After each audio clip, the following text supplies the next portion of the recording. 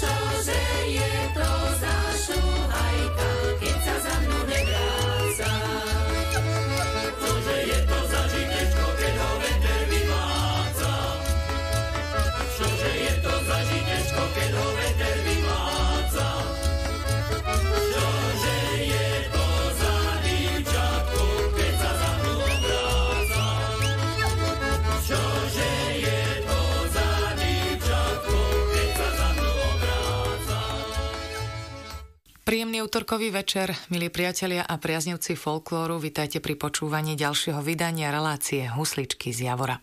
Dnes tu mám veľmi vzácnych hostí, ktorí nám porozprávajú o folklóre a tradíciách v Šulekove. Ak náhodou neviete, tak Šulekovo je už od roku 1980 súčasťou Hlohovca.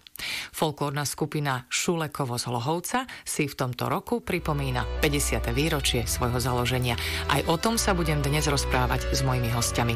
Príjemné počúvanie vám želajú Miloš Krmíček a Mirka Zaumenská.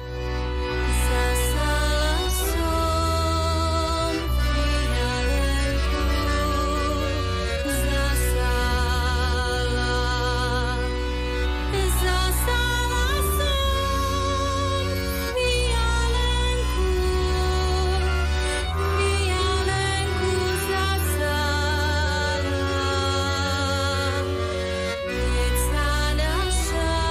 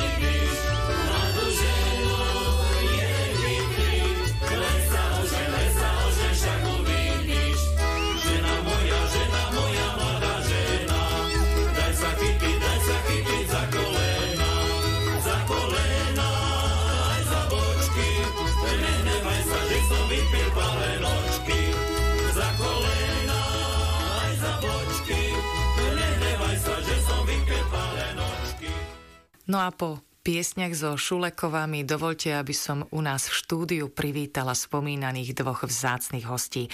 Sú nimi pani Ľudmila Hrnčárová. Dobrý večer. Dobrý večer. A Robert Schaller. Dobrý večer. Dobrý večer. Tak, dáma a pán, ja som si vás pozvala najmä preto, aby ste mi porozprávali nielen o vašom osobnom vzťahu k šulekovskému folklóru, ale aj o tom, ako sa vlastne stalo, že folklór u vás stále žije a že ste si teda v týchto dňoch slávnostným spôsobom a programom pripomenuli už 50. výročie založenia vašej folklórnej skupiny. Pani Ľudka, vy ste mi povedali ešte mimo mikrofón, že ste teda taká pravá ruka zakladateľky vašej folklórnej skupiny, tak si povedzme, kto to bol a ako sa to teda vlastne celé udialo. No, zakladateľkou skupiny je pani magistra Olga Mičková a v 72. roku nastúpila do Šulekova ako mladá učiteľka a v dedine pôsobil zväz žien a boli vyzvaní, že či by nemohli sa zúčastniť v súťaže speváckej. No tak oni oslovili pani Mičkovú, bola to mladá pani učiteľka, že či by s nimi niečo nenacvičila. No ona mala manžela, harmonikára, tak porozmýšľali, ženy priniesli nejaké staršie pesničky, nacvičili to a zúčastnili sa v Bohdanovciach na súťaži a obsadili tam veľmi dobre, tuším, 3. miesto.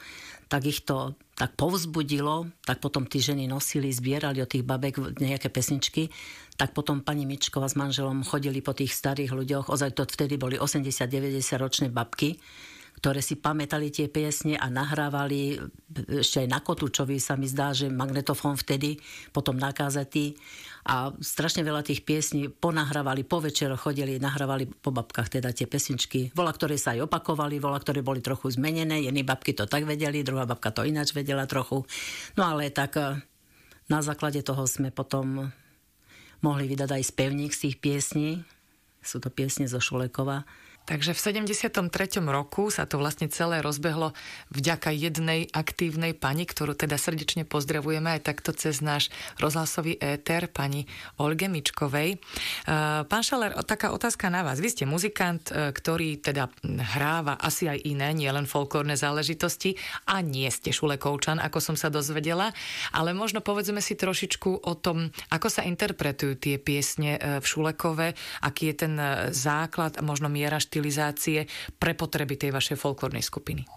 Tak najprv doplním, že nie som nie len Šulekovčan, ja nie som dokonca ani západnár, teda, jak sa to tu hovorí tvrdo. Čiže pochádzam z východného Slovenska, z malej dedinky, volakedy Kráľovské mesto, kde tým pádom u nás nebol folklór, nemáme kroje, nemáme z tohoto hľadiska nič. Takže pre mňa to bolo veľmi vzácne, teda tá ľudová pesnička ako taká, mám k tomu vzťah, takže aj ten folklór špeciálne veľmi, veľmi ma to teda tak oslovilo. No a miera štilizácia a podobne, no tak samozrejme každá tá pesnička, každý ten región má, Slovensko je v tomto veľmi bohaté, má veľmi špecifické záležitosti, že v podstate každá pesnička sa dá zahrať východňarsky, západňarsky, poviem to tak všeobecne a stále to, je to rovnaká pesnička, ale stále trošička inak znie, iné cifry, iné harmonie. Takže ja to tak rád hovorím, že možno to hrám aj nesprávne, nie celkom, ale tam odkúkam niečo, robím to srdcom, robím to. Zlé jazyky hovoria, že mám teda nejaký ten talent, takže neviem, či je to správne. Niekto posúdia folkloristi, no uvidíme. Tak by si teda niečo v podaní folklórnej skupiny Šulekovo z Lohovca opäť vypočujeme.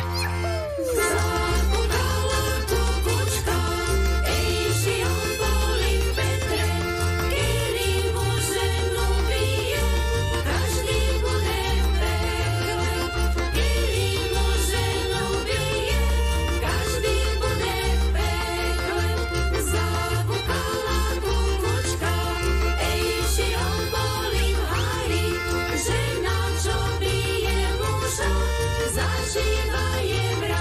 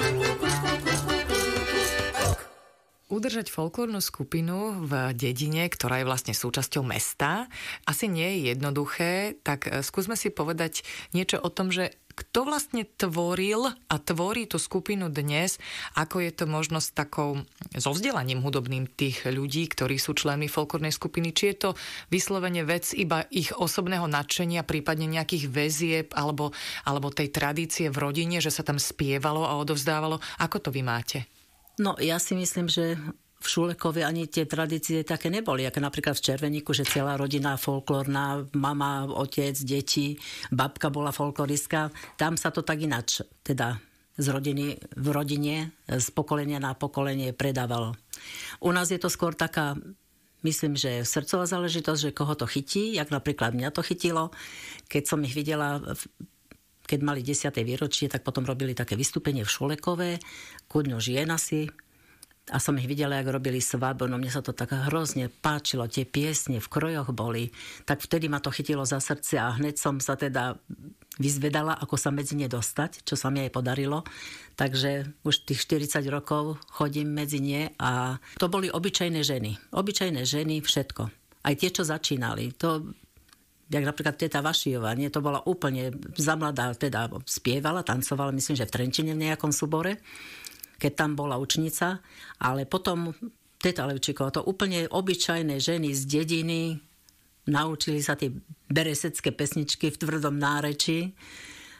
No a oni boli také, oni držali vlastne ten súbor. Oni boli od začiatku, až teda pani Levčíková skôr sa nám pominula a pani Vašijová chodila.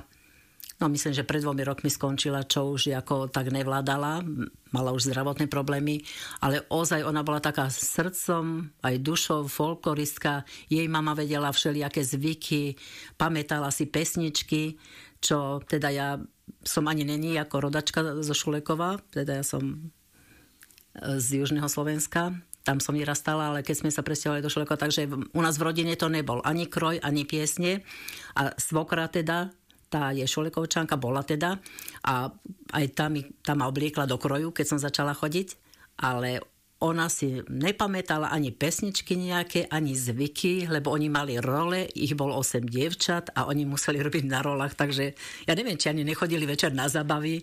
Ona mi nič nevedela povedať, keď som vyzvedala teda, že ako to bolo, alebo tak není to v každom tak, že by si tak vedel na to spomenúť. Našťastie teda pani Mičková mala to šťastie, že stretla ľudí, ktorí jej o tom povedali a vlastne aj na základe tých výpovedí a spomienok pamätníkov vznikli aj vaše programové pásma. Ak som to teda správne pochopila, tie tvoria gro toho vášho repertoáru dodnes. Tak si povedzme aspoň stručne, že ktoré tie pásma doteraz ešte na pódiu uvádzate a možno ktoré boli aj súčasťou tých oslav 50. výročia. No, vo folklórnych skupinách vlastne to pásmo, tam je tá miera štilizácia minimálna, takže to sa robí tak, ako to naozaj ten život tí ľudia napísali. A hádam, najkrajšie a dodnes živé, dodnes používané medzi mladými ľuďmi je naozaj svadba. Lebo teraz je taký možno, neviem, či už nie aj tretí dých, jak sa hovorí, že druhý, tak možno aj tretí dých tých starejších a začepčovanie na svadby chodí. Tak naozaj tento zvyk, tie svadobné zvyky, tie stále teda ešte žijú aj pri dnešných mladých ľuďoch, medzi mladými ľuďmi. No a ostatné, samozrejme, to je zábava, teraz je práca, tak žatevné pásmo. Ale aj pri tej žatve bola aj zábava, čiže k tomu patrili nejaké tance. Potom sme boli veľmi úspešní na celoslovenskej súťaži nielen s tou svadbou, ale aj s karminou, takzvanou zabíjačkou, alebo zabíjačkou, takzvanou karminou, možno opačne.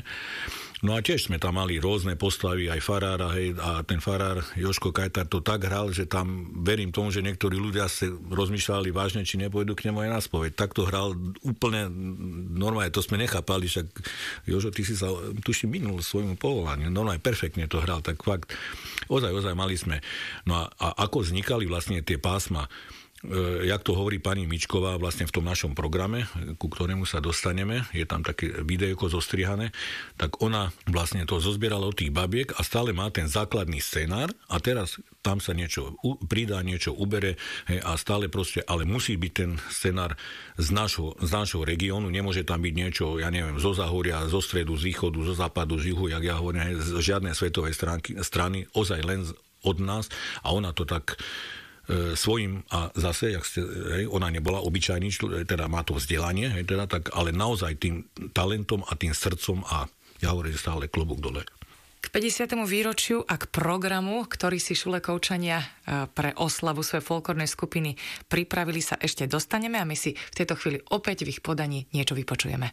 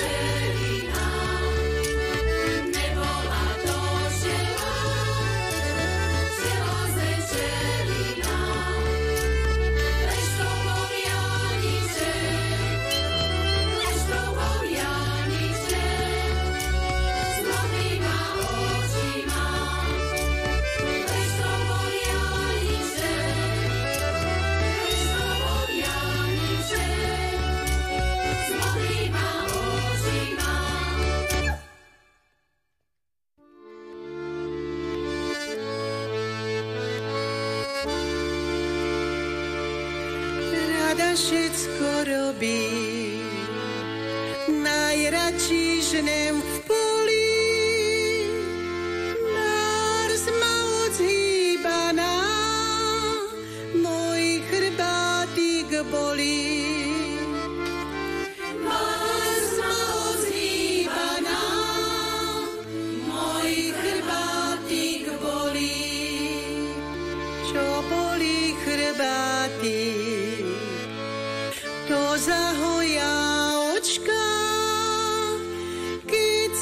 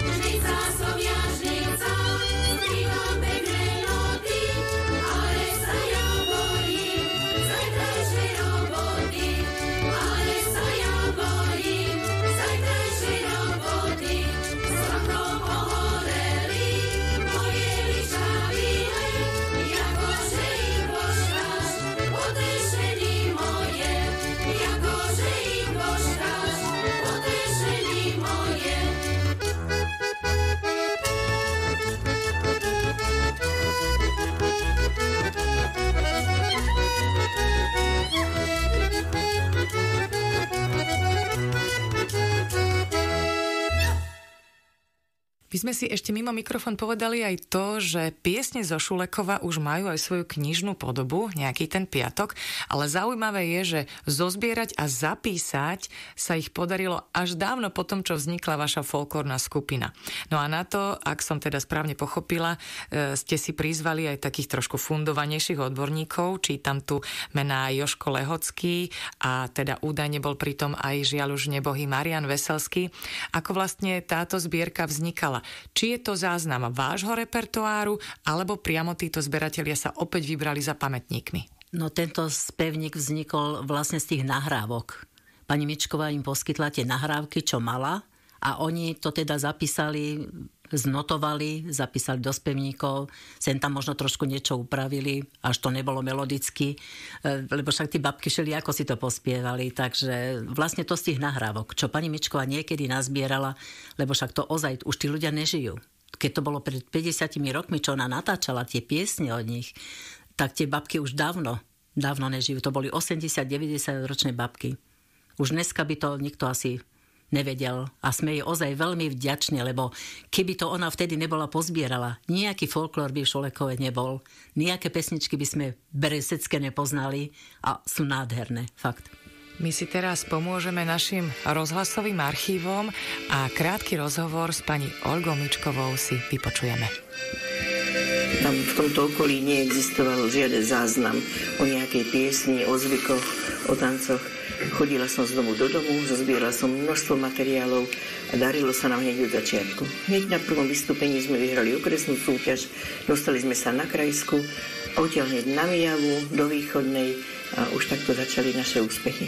Viackrát sme boli aj na súťažiach nositelia tradícií, to sú zvykoslovné súťaže, a potom aj na súťažiach speváckých, kde máme tu čest povedať, že sme boli aj na prvom mieste na Slovensku. Ťažko niečo nájdete, čo nemám v hlave a nemám poznamenané, to už nezoženiete, pretože tí ľudia, čo vedia dať to bohatstvo, čo nám ho dávali, tí už tu dávno nie sú. Ale našťastie mám ešte nejaké materiály. Ja tvorím základný scenár. Základný scenár a ten sa obmienia podľa toho, aké máte zloženie ľudí, hlavne to, a závisí od viacerých vecí. Tie scenáre sa obmieniajú, ale ten základ musí ostať originálny, autentický. Nemôžem si ja vziať do programu niečo z Mijavy alebo zo Záhoria, keď to tu nikdy nebolo. Aké mám plány? Máme podklady od doktorky Holicovej, ktorá je etnografka. Z každého výročia vybrať to, čo by pripomenulo tých ľudí, ktorí to bola kedy robili.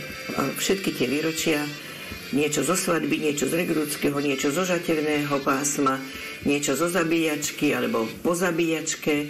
Možno, že máte nejaký sen ešte? Aby tí, čo prídu po nás, vedeli, podľa čoho budú pracovať. Lebo my tu necháme aj pre tých, čo budú na nás spomínať možno o 30 rokov, možno o 50, že sme tu boli, lebo sme im zanechali materiály autentické. Každý človek mal žiť tak, aby aj tí, čo prídu po ňom, vedeli, že žijú.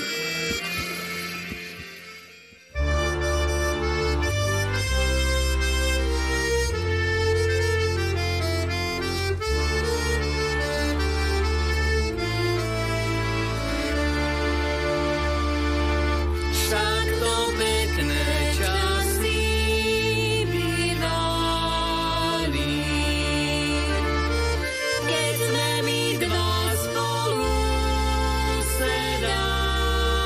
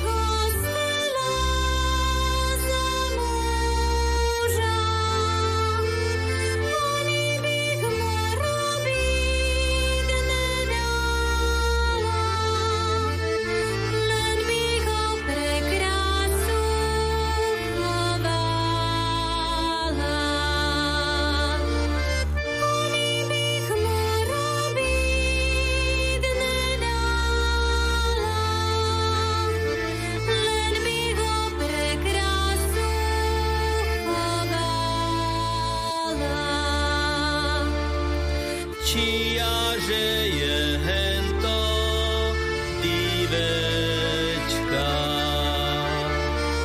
Ani si neturbuj srdíčka, kedy tá má za tým bez neta, čo kraj sveta pôjdeš, nájde tá. Kedy tá má za tým bez neta, čo kraj sveta pôjdeš, nájde tá.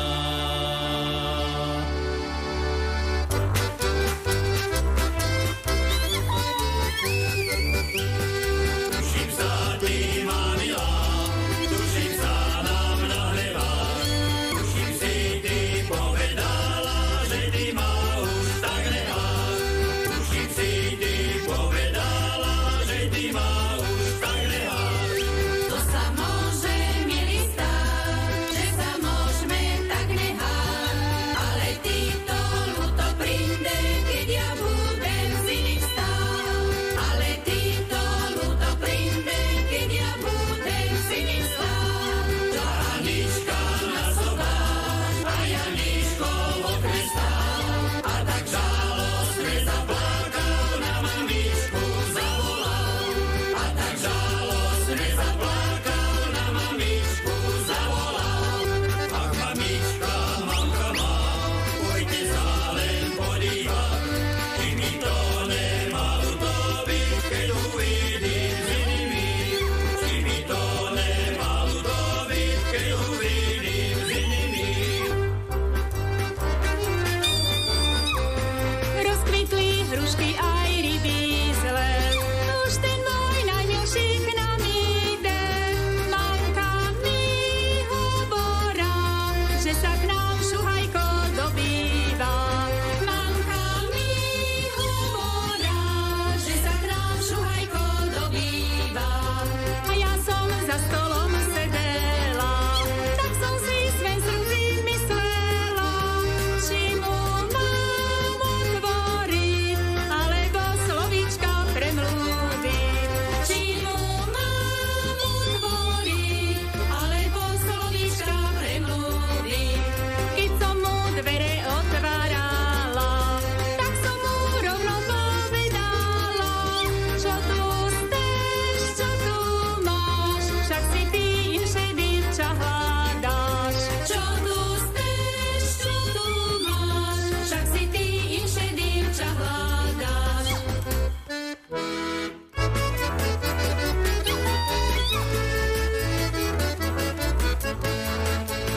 Milovala som jedného mladenca, nemôžem si ho vyhodiť ze srdca.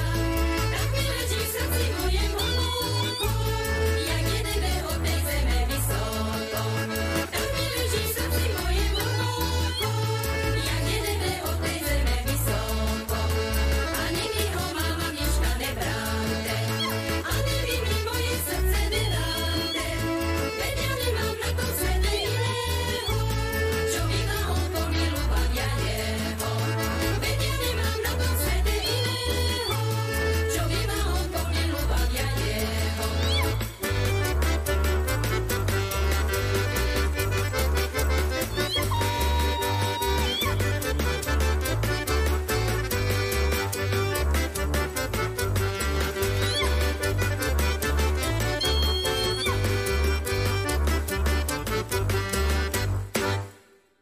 Už sme to teda dnes niekoľkokrát spomínali, že v tomto roku si vaša folklórna skupina Šulekovo z Hlohovca pripomína 50. výročie svojho založenia. Takú oslavu pripraviť to určite nie je len tak, takže pán Šalér mi aj do telefónu, aj mimo mikrofónu porozprával všetko možné o týchto oslavách, ktoré teda prebiehajú práve v týchto dňoch.